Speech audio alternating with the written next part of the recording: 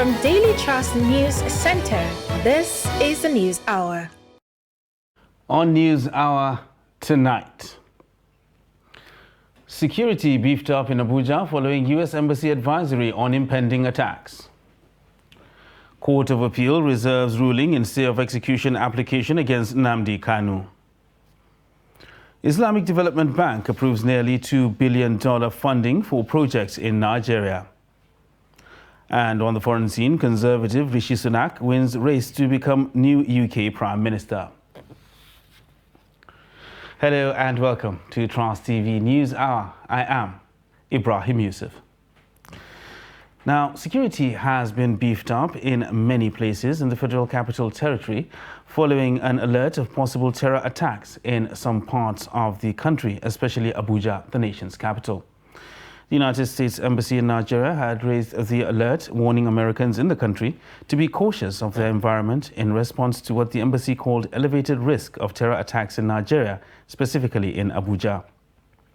However, less than 48 hours after the embassy raised the red alert, security operatives from the Nigeria Air Force, Department of State Services, Nigeria Police Force, Nigerian Army, and the Nigerian Immigration Service have beefed up security in the nation's capital. Heavy deployment of security personnel at soft targets like entry points to the city center, as well as churches, mosques, recreational and business centers, is visible. In the early hours of Monday, soldiers were also deployed near the Nnamdi Azikiwe International Airport. Residents in the FCT, including Western diplomats, have been increasingly worried about the insecurity after a mass jailbreak from Kuje in July, a prison on the outskirts of the city. And terrorists on Monday morning attacked Bugaji village of Jibia local government area of Katsina State, killing 5 and abducting several others. The terrorists also wounded many, including women and children, during the attack. The terrorists also burnt down several shops, looted foodstuff, and dispossessed villagers of their monies as well as other valuables.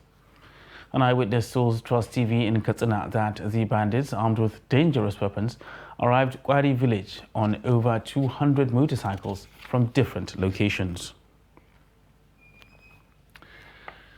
The Court of Appeal on Monday reserved ruling on the stay of execution application by the federal government against leader of the proscribed indigenous people of Biafra, IPOB, Nnamdi Kanu. The court had earlier refused to grant the request of the federal government to adjourn the application seeking the stay of execution of the judgment that struck out the terrorism charges against Nnamdi Kanu. Rather, the court gave the federal government until 12 noon to move its application. At the day's proceedings, counsel for the federal government, David Kaswe, complained that he was served with a counter-affidavit by Kanu's lawyer, Mike Ezehome, last week Friday. Kaswe claimed that a list of one additional authority was served on him this morning and that he needed time to react to the authority.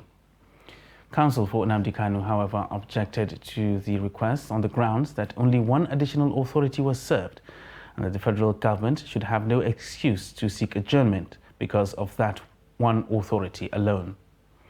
Ozehome claimed that the government is yet to obey the court's order of October 13th that orders Kanu's release. He told the court that the freedom of Kanu was being trampled upon as he was terminally ill. He further urged the court to reject requests for any adjournment. The presiding judge, Justice Haruna Tsanami, subsequently gave the federal government until 12 p.m. to move its application for the stay of execution of the judgment and to respond to the fresh authority cited by Kanu's legal team. The Minister of Transportation says the Abuja-Kaduna Railway will not be reopened until all arrangements are in place to make it secure. His assertion has elicited different reactions from vendors and travelers who are mostly affected by this decision, especially as it concerns traveling in comfort and meeting their daily needs. In this report, Noel Sampson balances these complaints against the advice of security experts on the issue. The Nigerian Railway Corporation has suspended its operation of the train service linking Abuja to Kaduna on March 29 after terrorists attacked the train around Category Regina area of Kaduna. During the attack, the train was carrying 360 passengers, 62 of whom were kidnapped. The consequent suspension of the train services had negatively impacted on the vendors around the train stations in Edu and Kuba, axis in the Federal Capital Territory. I beg this train station, make government try me the opener. Because when this train they walk, I beg, with the same market, for that time, now market not every day. Stopping of this train truly affect some of us were Okada people. Because we know they see our business like that again. Before, when they are passing, they will be buying something for our hand. But now, not be like that. The travelers who ply this route from Abuja to Kaduna via the rail system also share the frustrations of the continued shutdown of the train stations. This is in spite of the fact that some of them were only lucky to have escaped the terrorist attack that led to the shutdown of the train station. I've traveled with the train for so many times, so I'm appealing for the federal government to reopen the rail line. No, it's very surprising for us. The government they would tell us they will not use the trains now because of waiting happen. So they support the train to start moving. You understand me? Even some business has come because people can move here so very early from Kaduna to come work for Abuja to go Kaduna, very easy. Despite the protests of the vendors and travelers, security experts still believe the government is not comfortable with security along the road tracks to restart operations. Usually of our government, it's when, for instance, these abductees, the 23 abductees that have been rescued, in their usual manner, they would have just opened the rail stations for operations. But I think they have seen that they are rather taking our opinions and our advices into consideration this time. Otherwise, before now, like we all know, they would have opened the rail stations. So I think what they are trying to do now is to ensure that there's a proper clearance operations. Government is caught between pleas that the station should be reopened and the security imperatives which must be put in place in order to prevent a reoccurrence of such a terrorist attack. Noel Samson, Trust TV News. And to politics now, where the ruling All Progressives Congress APC Presidential Campaign Council says the leading opposition People's Democratic Party has no capacity to act as a credible opposition. In a statement on Monday in Abuja, the Director of Public Affairs and Chief Spokesperson, Tinubu Shettima Presidential Campaign Council, Festus Keyamo, said the 5-point agenda of the PDP presidential candidate, Atiku Abubakar, is nothing to write home about.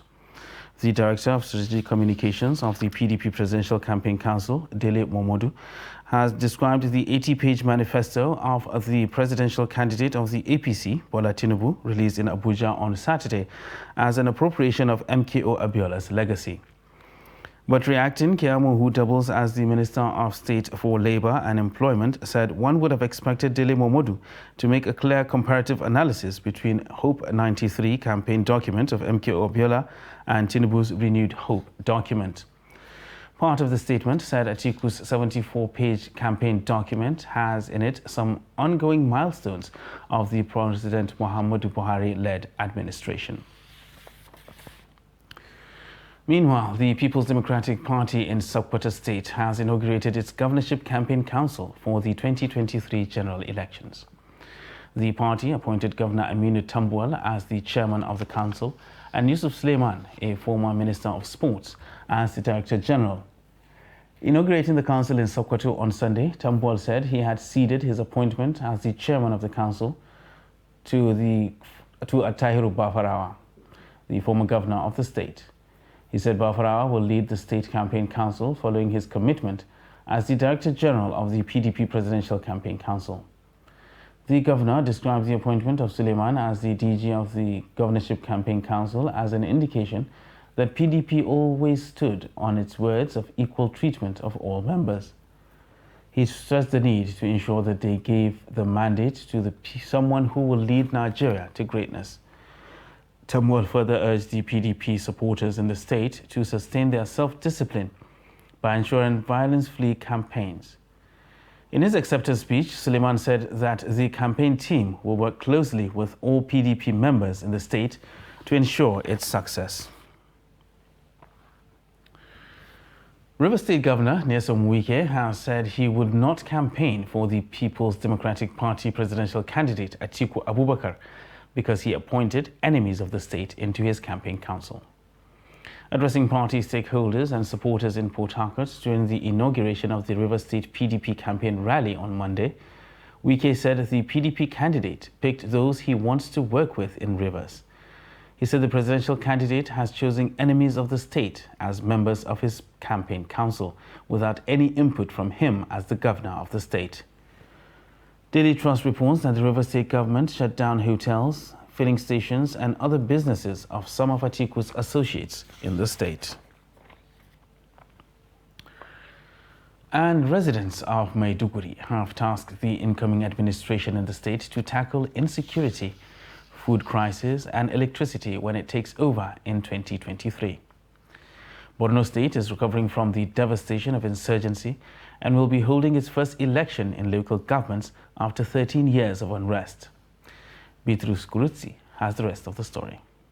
It's a new dawn in the capital city of Maiduguri as posters and banners of candidates vying for political offices ahead of the 2023 election dot the length and breadth of the city.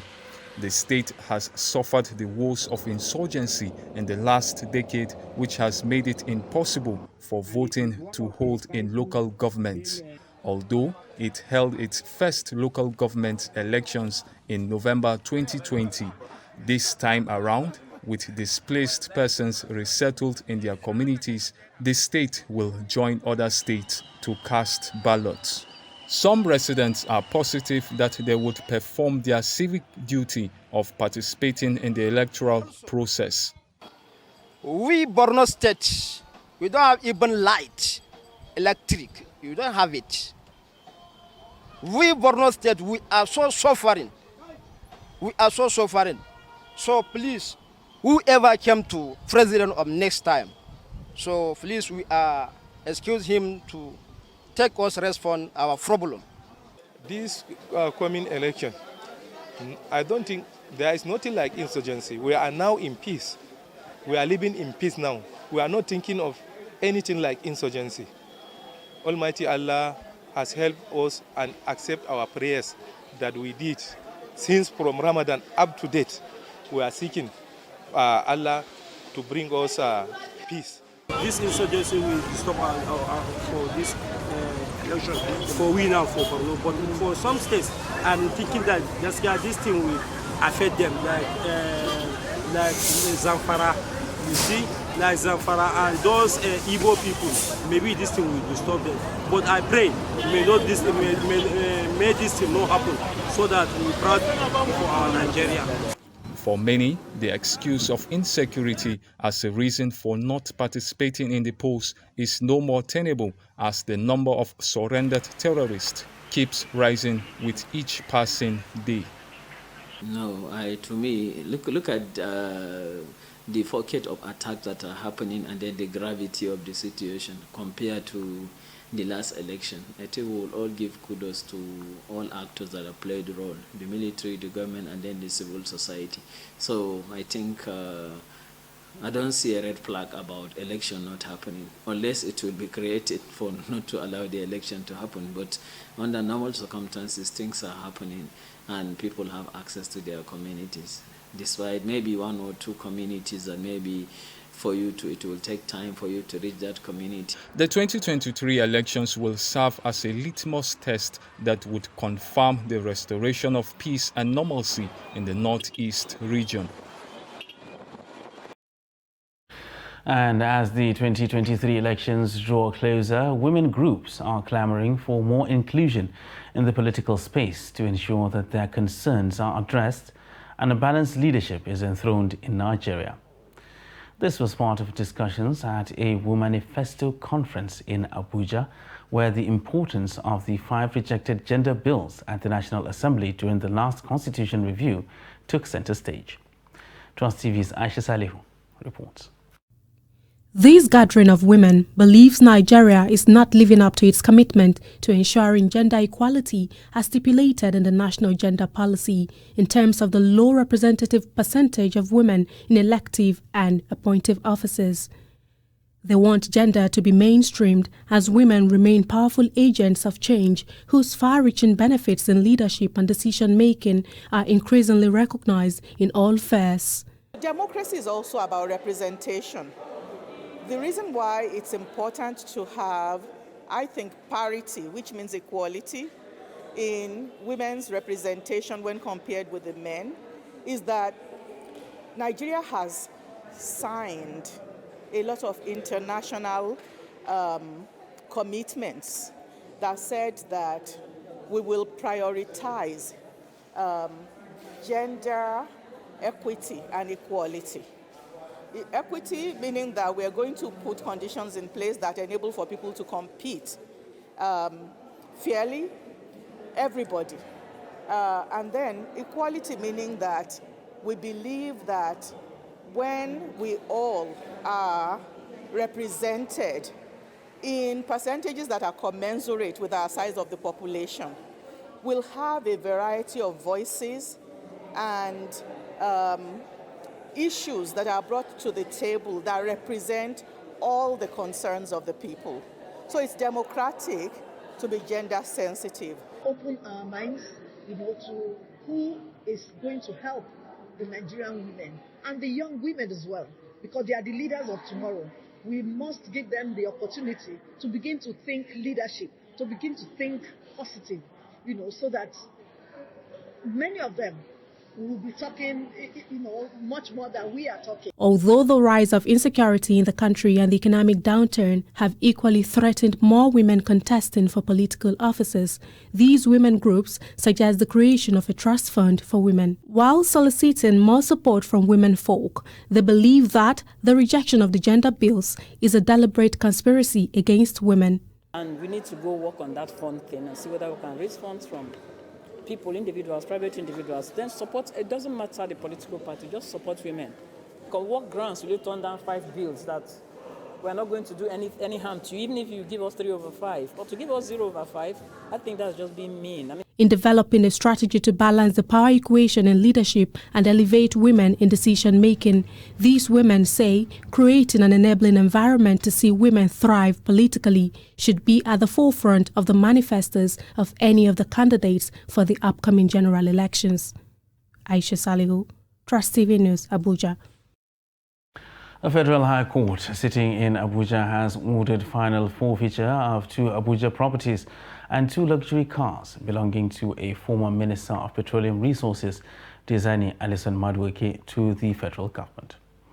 The presiding judge, Justice Mobolaji Olajuwon, on Monday gave the order forfeiting the assets to the federal government while ruling on the application by the Economic and Financial Crimes Commission, EFCC. The FCC had in November last year secured the interim forfeiture of the assets in a ruling on a separate motion ex parte filed in September, praying the court to order the interim forfeiture of the assets on the grounds of reasonable suspicion that they were proceeds of unlawful activities. In granting the interim forfeiture order, Justice Olajuwon had ordered the EFCC to publish a notice in a national newspaper inviting anyone with interest in the assets to show cause why they should not be finally forfeited to the federal government.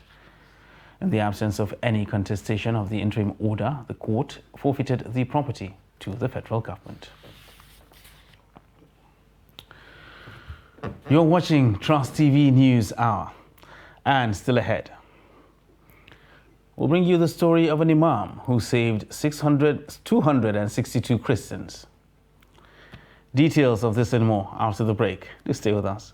Nigerians, elections are here again. Let us shun violence. Let us play the game according to the rules. Do not be a thug. Say no to violence. Let's rise and defeat violence, crime, and sabotage against the peace of our nation. Nigeria is the only country we have. We must do everything to keep it united. We must avoid any act that promotes hate and disintegration. Say no to separatist movement, terrorism, fake news, hate speech, religious bigotry, and any act that tends to divide us as a nation. Watch out for strange gatherings and suspicious movements. Restrict restrict access to sensitive documents and data, the disclosure of which may damage national security. Educate your staff and family, particularly on measures to safeguard information and report security breaches. Apply relevant legal security guidelines to protect yourself and your neighbors. Due to misinformation and wrong choices, some idle persons resort to vices in their greed to get rich quick. They resort to kidnapping, killings for rituals, and other heinous crimes. Avoid wrong use of the social media. Before you broadcast that false message, think twice. Ask whether it will promote peace or violence. For safety at home, still be security conscious. Educate your household on safety tips. Report all suspicious movements and persons to the security agencies nearest to you.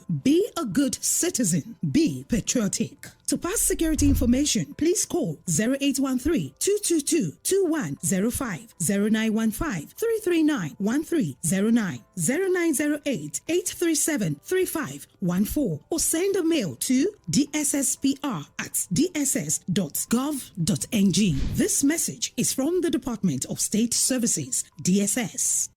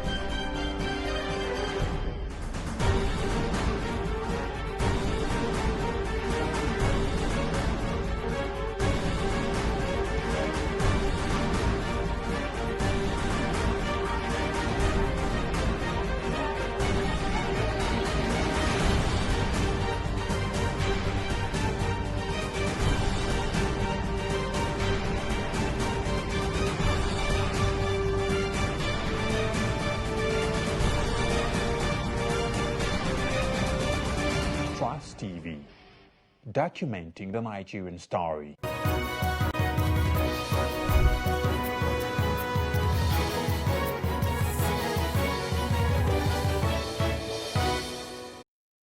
Welcome back, and thanks for staying with us on Trust TV News Hour. Now let's recap our top stories. Security beefed up in Abuja following U.S. Embassy advisory on impending attacks. And Court of Appeal reserves ruling in stay of execution application against Nnamdi Kanu. And in other news, global media and information consumers have been tasked to critically evaluate usage with a view to tackling the rise in disinformation and hate contents that could lead to human catastrophe. The charge was handed down at the opening ceremony of the 11th Global Media and Information Literacy Week, holding in Abuja, Nigeria's capital. Trust TV's Shafiu Suleiman reports. Speaking on theme of this year's session, which is Nurturing Trust, a media and information literacy imperative, President Muhammadu Buhari, represented by his Chief of Staff Professor Ibrahim Gambari, underscores the necessity for actors to work in building common standard that balances between information rights and responsibilities. Misinformation and disinformation have been used to aggravate conflicts and crises, exacerbate insecurity, distort government efforts, fuel apprehension among the citizens, and create distrust between the governments and their peoples. Assistant Director General, Communication and Information of UNESCO, Taufik Jalasi, emphasizes the need to make information a public trust and good, not a source of destruction of humanity. We want information to be a public good, not to become increasingly a public harm.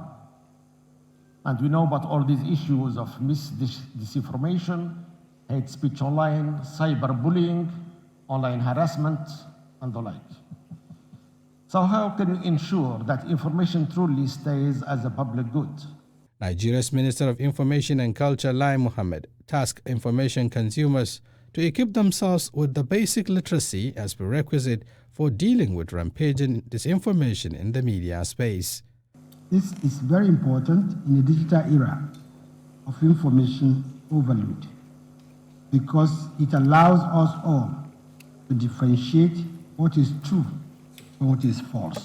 Physical and virtual media and information icons from around the globe are taking part in the various sessions of the GIL Week, which is expected to end on Friday.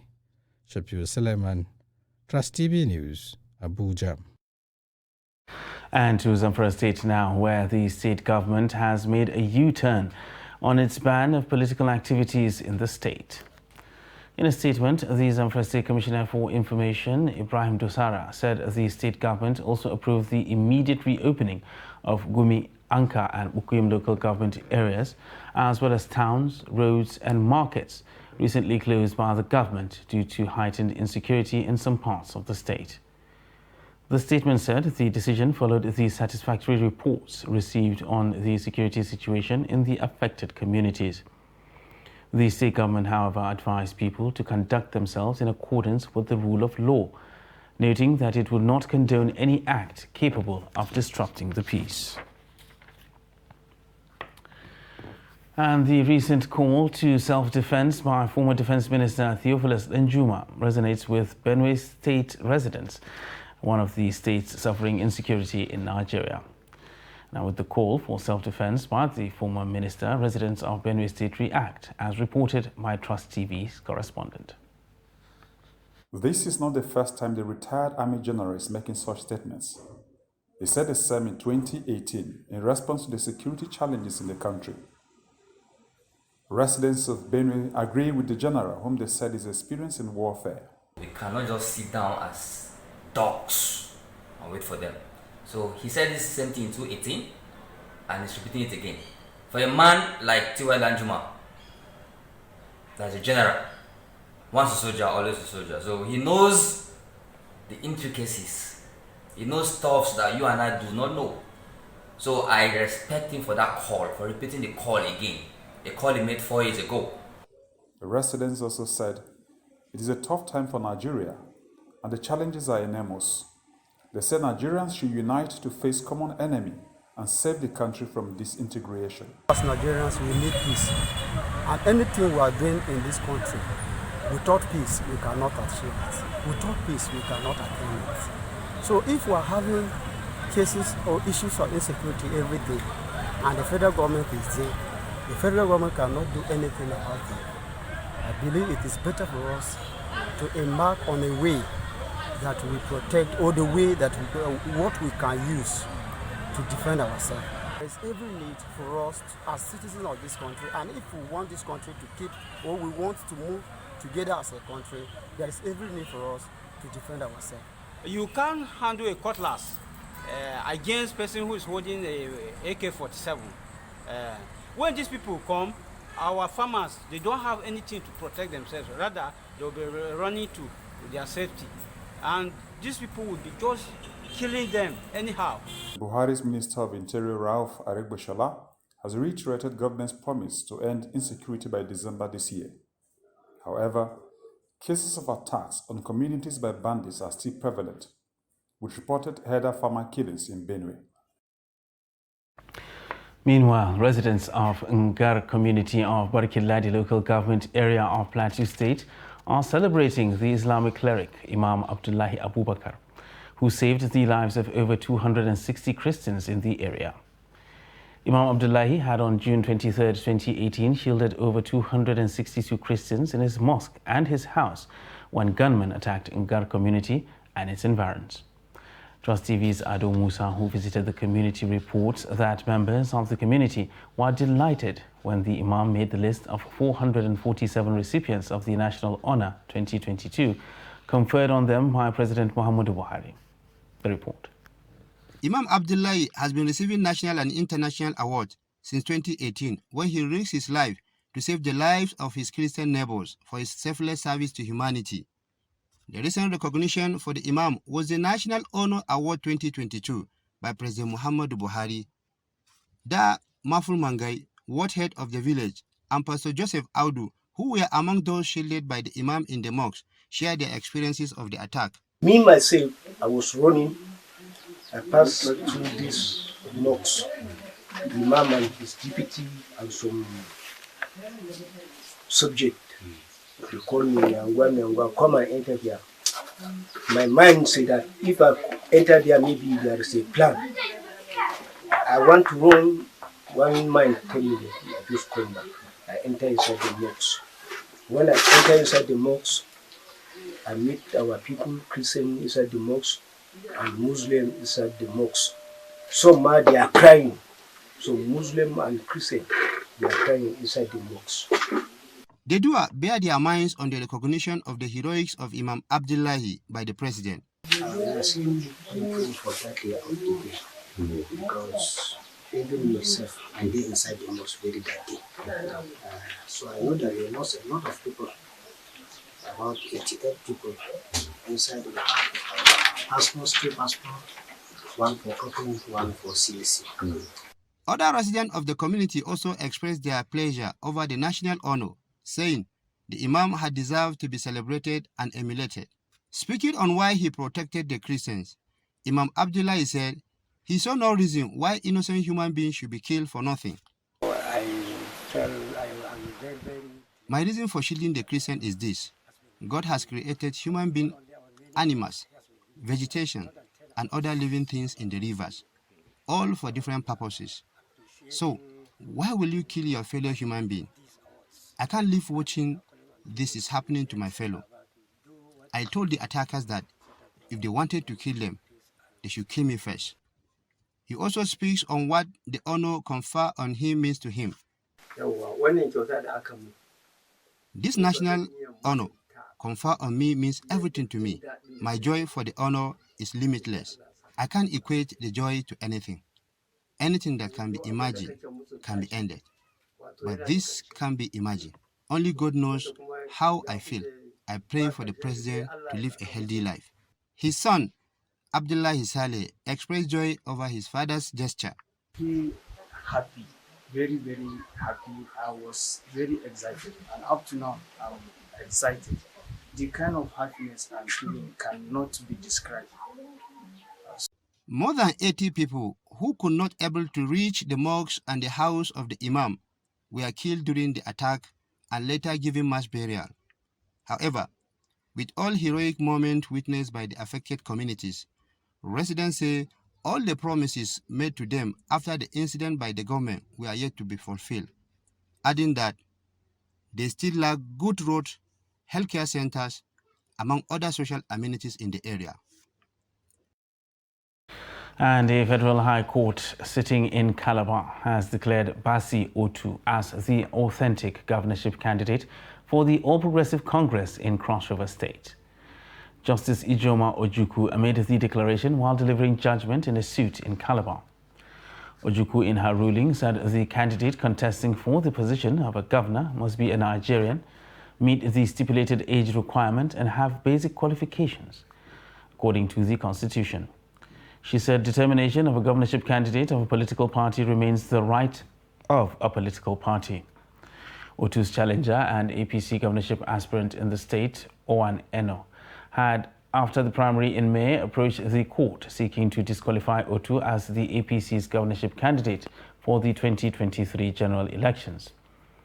This has now put to rest months of speculation and division in the Cross River State APC as the party prepares for the 2023 campaigns. APC presidential candidate Bola Tinubu has promised Nigerians that he will bring about meaningful development and change the fortune of the country if elected into office in 2023. Speaking with leaders of religious groups in Kano, Tinubu believes that ensuring peaceful coexistence among all Nigerians is non-negotiable. Trust TV's correspondent Idris Jibril reports.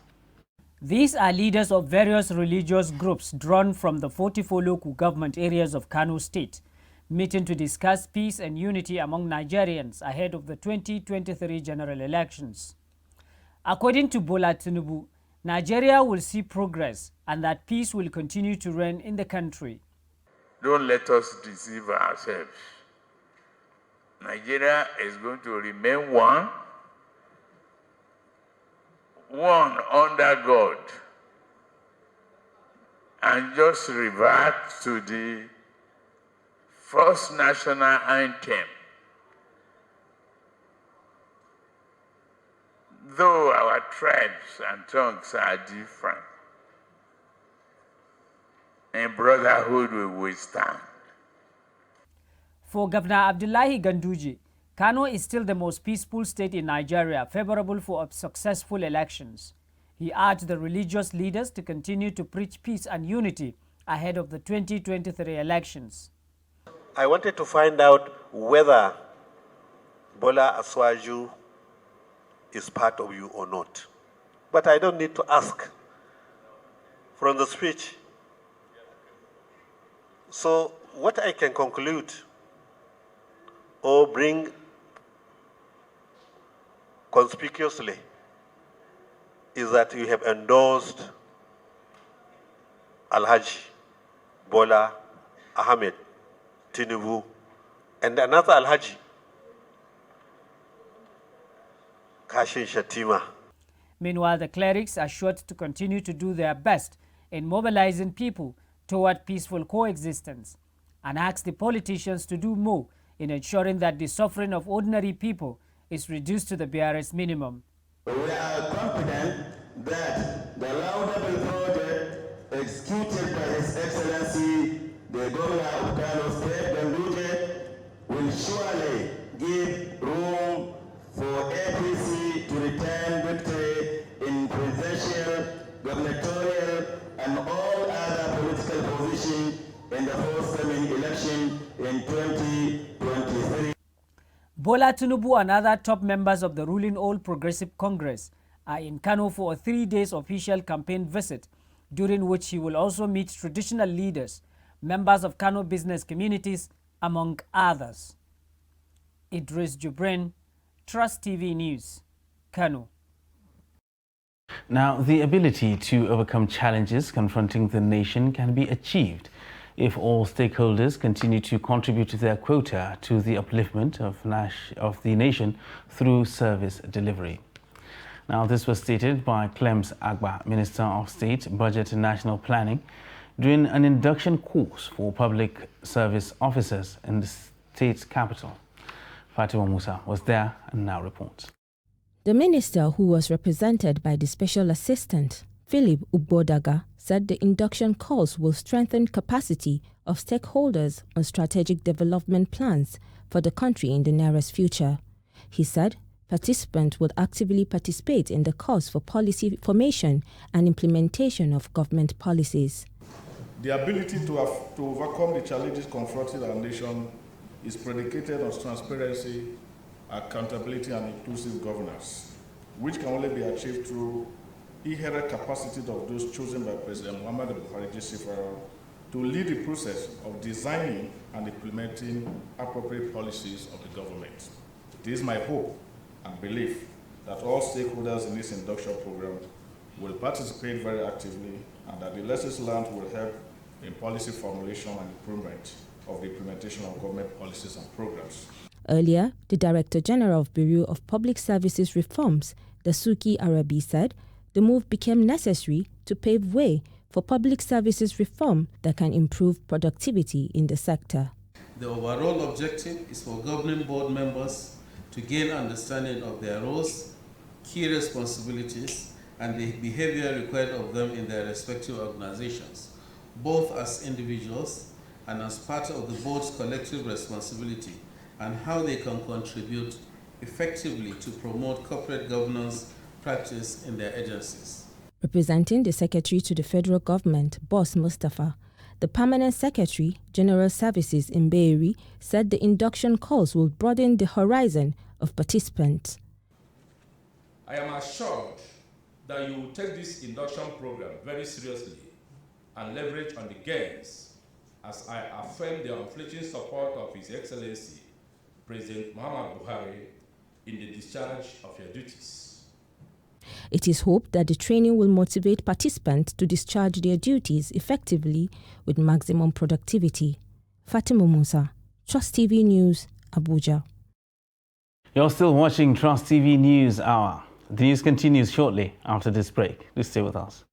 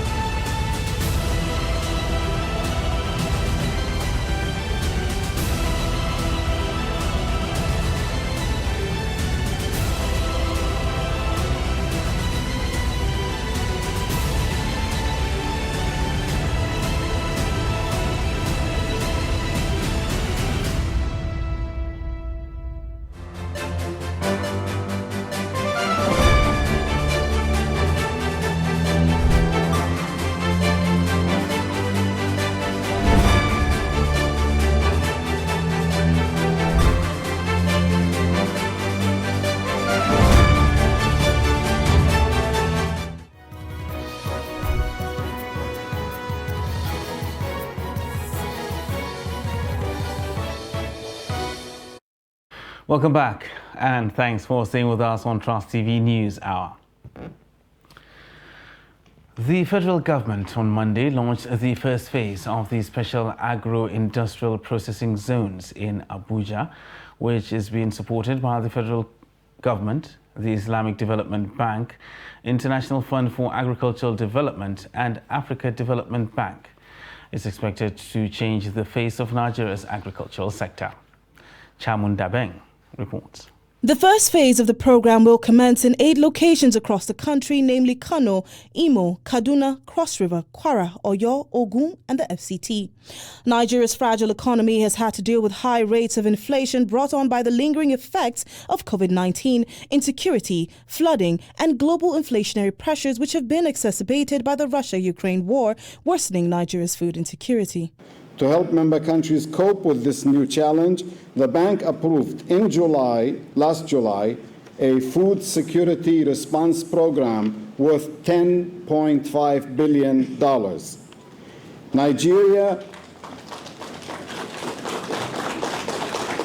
Nigeria will be among the first countries to benefit from this program. The Islamic Development Bank Regional Hub of Abuja team is working on the second phase of the National Program for Food Security project to be approved before the end of this year for an estimated $30 million. I am also delighted to announce today a special new significant contribution by IFAD for Nigeria in response to the flooding. This is a grant funding of almost $5 million to be invested in climate resilient agriculture. Nigeria's agricultural sector is the second largest contributor to the country's GDP, and with about 34 million hectares of arable land, the potentials for the sector are endless. The program was recently approved by the Federal Executive Council. It is a major cross-cutting value chain investment effort driven by the Federal Ministry of Agriculture and Rural Development in alignment with the National Agricultural Technology and Innovation Policy of the federal government to incentivize agro-industrialization for private sector development. So specifically, the SAPZ program, or SAPZ program, is designed to develop multiple clusters of agricultural transformation centers, or ATCs, and agro-industrial hubs, AIHs, within major clusters of high agricultural production. President of AFDB, Akinwumi Adesina, said what Africa does will determine the food future of the world, adding that Nigeria must tackle insecurity to allow private sector investments and end food insecurity in the nation. Chamun Dabeng, Trust TV News, Abuja. We'll now join Chiamaka Mwafo for business news.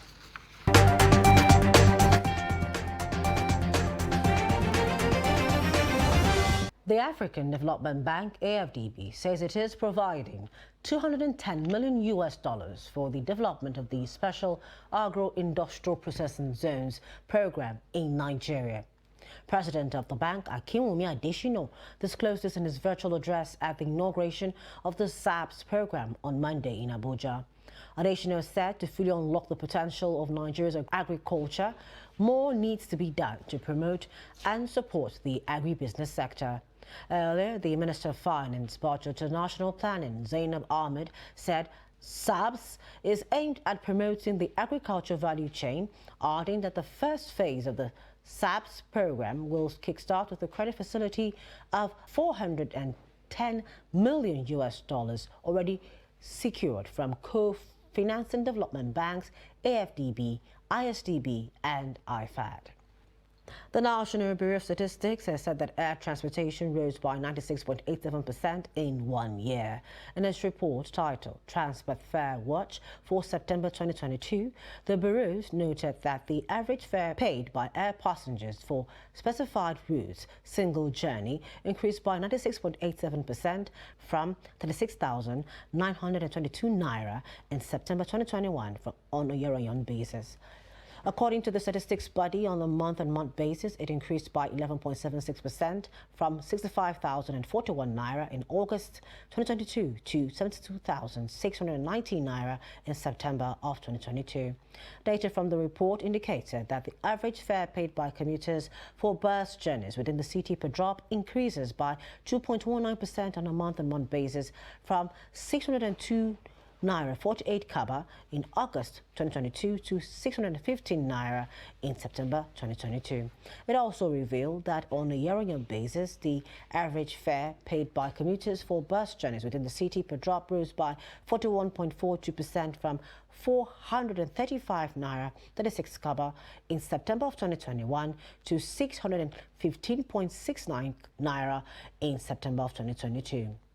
And finally, in the stock market, the Nigerian stock market on Monday extended the bullish trend to 3 straight sessions on the all-share index, grew by 0.15% to close at 44,461.63 points from the previous close of 44,396.73 points. The market capitalization appreciated by 0.14% to close at 24.217 trillion naira from the previous close of 24.182 trillion naira, thereby adding 35 billion naira. An aggregate of 72 million units of shares were traded in 2,887 deals valued at 2.169 billion naira. The market breadth closed negative as 6 equities emerged as gainers against 16 equities that declined in their share prices. And that's it on Business News. I am Chiamaka Mwafo.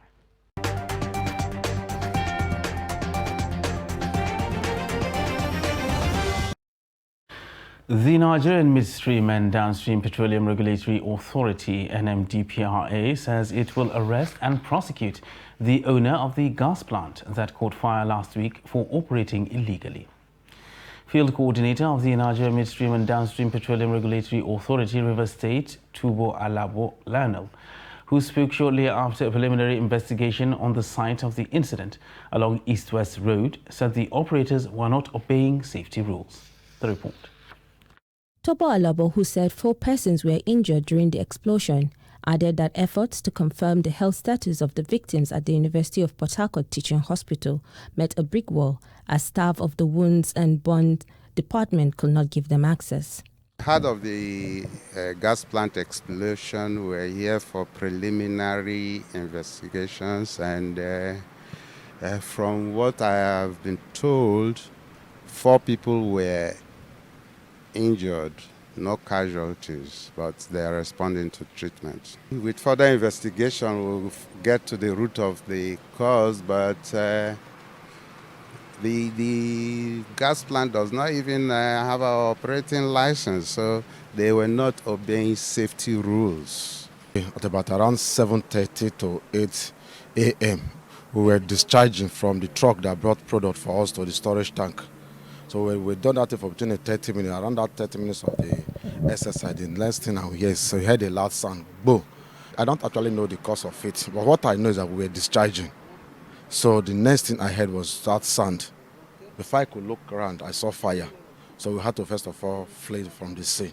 On the effect of gas supply in the state by the Nigerian Liquefied Natural Gas, NLGN, due to the flood disaster in some area of the state, Tobo Alabo advised residents against panic buying.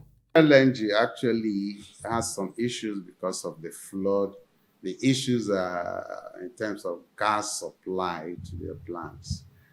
They are not totally shut down, they're still operational, and we still have enough stock to last us through the flood. So nobody should do any panic buying. No gas plant operator should increase price arbitrarily because we still have enough gas to take us through the flood. He advised gas plant owners to obey safety rules and ensure they secure an operating license. The First Bank of Nigeria has reopened all its branches for business on Monday in Kogi State after over 1 month of closure due to alleged tax evasion to the tune of 411.12 million naira by the Kogi State government. A high court in Lokoja ordered the seal-off of all the branches of the bank in the state over the bank's failure to remit taxes to the coffers of the state government. Many customers of the bank on Monday were seen transacting various businesses in the 2 branches of the bank in Lokoja. The acting executive chairman, Kogi State Internal Revenue Service, KGIRS, Sule Salihu Enehe, confirmed the development, saying the bank had settled some percentage of the tax. Earlier, we had via Zoom the Agaba Wilson, a business consultant, and he had this to say on the matter. You have registered a cement company, you know you have the resources in your state, but you don't have the funds to start the company. And you know there's this person who is into the business already and he is capable of floating it. So from what I read and my findings surrounding that transaction, the government at the time invited Dangote and told him, okay, here is a bad that we have registered. It's just a paper company. There's nothing on ground. We need you to come and start the company here in our state. We need you to of that. I heard that somewhere along the line there was a 10% equity that the state was supposed to pay within a space of 5 years, and then obviously the state did not bring forth the equity, making Dangote the sole owner of the business. To a large extent, one would say that is not right. The governor at that time at, okay, let's create a company in my state, harness the minerals soil, and then employ people from my state. These employees too will pay tax, and that will help in generating revenue for the state and all of that. So maybe that was just enough for them at the time.